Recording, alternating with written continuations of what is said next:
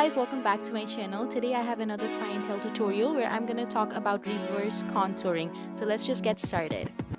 So I'm starting out with a peach corrector. I'm using Peach Luster by MAC, and I'm just going to go around her mouth area and also underneath her eyes.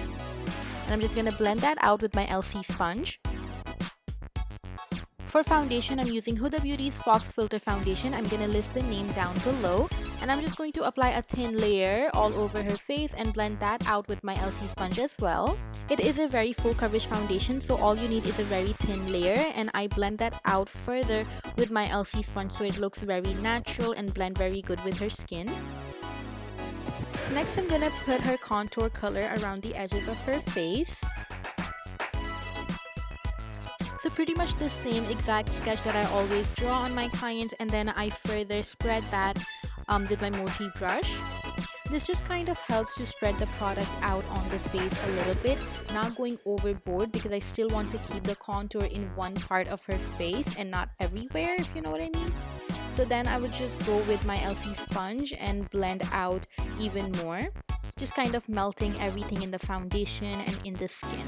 Now for the concealer, I'm using Born This Way by Too Faced, and I am really going to use a contrasting color, making sure I use something in warmer tone so it doesn't turn ashy on her.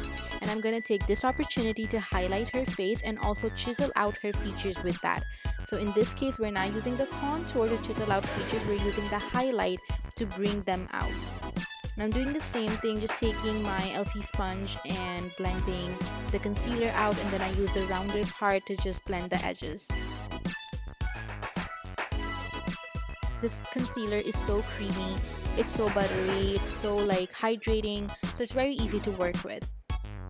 Notice how I'm also going back with my contour brush and just putting the product back where I'm removing it or blending way too much. So just kind of, go back and forth and make sure, you're not taking away from the contour while you're highlighting.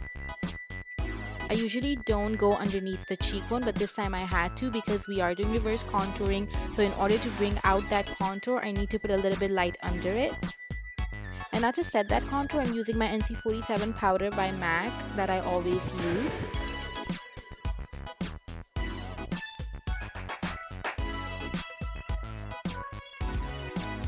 Making sure I set everything. This time I'm setting it heavily because I want the most pigment out. And to set her under eyes and all those highlight zones, I'm using my favorite ever powder. That's by Huda Beauty. It's their baking powder, and this color is called Blondie. And I'm just putting a good amount underneath her eyes. I'm also going to put around her chin and down the bridge of her nose and basically wherever I highlighted. And also I'm going to chisel out her cheekbones even more. So what this is going to do is it's going to preserve that highlight. This powder overall gives a very flawless finish, so I'm really in love with it, and I'm sure you've noticed me using this over and over again. Okay, now we're moving towards eyebrows. So I'm using Anastasia's Dip Brow, but I am not filling them way too much because we're doing a little bit of a natural, I should say, kind of a look. So all I'm really doing is applying a little bit and then just blending it out. And I'm just cleaning that up with my LA Girl concealer like I'll always do.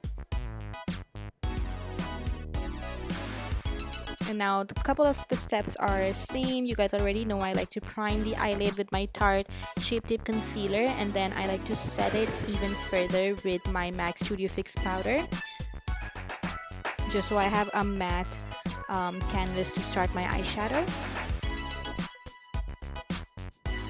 So I'm just going to highlight her brow bone with a nice bright color, and then I'm using a brown color in her crease. Nothing crazy. This eye look is going to be very simple, nothing too difficult. I'm going to repeat the same thing underneath as well. And on the eyelid, I'm using a Dazzle eyeshadow by MAC. I'm going to list the name down below because I don't remember right now, but it's such a beautiful beige color. It looks beautiful. And to finish off the eye look, I'm doing a winged eyeliner. The eyeliner I'm using right here is the Inglot number 77. And I like to work from back of my hand.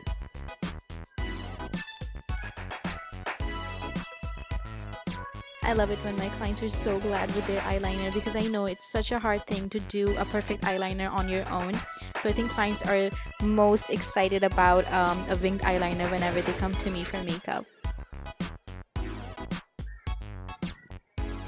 I'm just repeating the same thing and making sure both sides look the same. Why? It looks good. Don't have my makeup done. I think I'm gonna cry. Okay, so now we're going towards eyelashes, and when the glue is drying, I'm just taking off the powder from her face. Not the cheekbone one. I'm gonna leave that for a little bit more. And I'm just gonna clean like I always do. Not that it's needed, but it's just everything has to be perfect. All these little things count.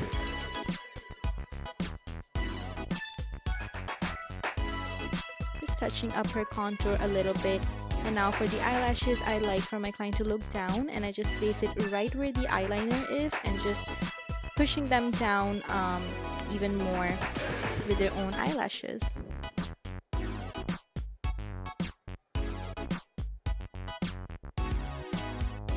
Once the glue is tacky, it's really easy to apply eyelashes.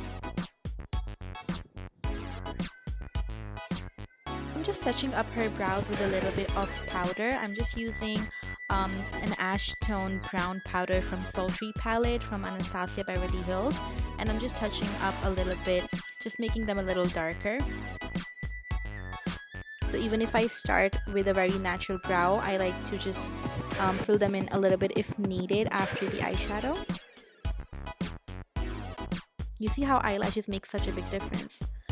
Okay, so for the blush, I'm using a very rosy pink color and just giving her some color on her cheekbones.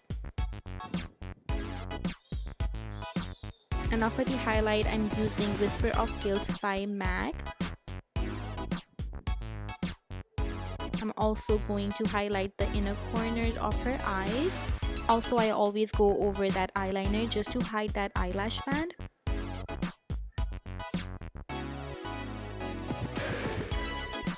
And now for the lips, I'm using Anastasia's Ashton Liquid Lipstick. And just like that, with a little bit of setting spray, she's all good to go. Oh my god, you guys, I'm in love with this makeup beat. I hope you guys enjoyed this tutorial and learned a thing or two about reverse contouring. Don't forget to subscribe to my channel and give this video a thumbs up if you want to see more clientele tutorials. I'll see you guys in my next video. Thank you for watching. Bye.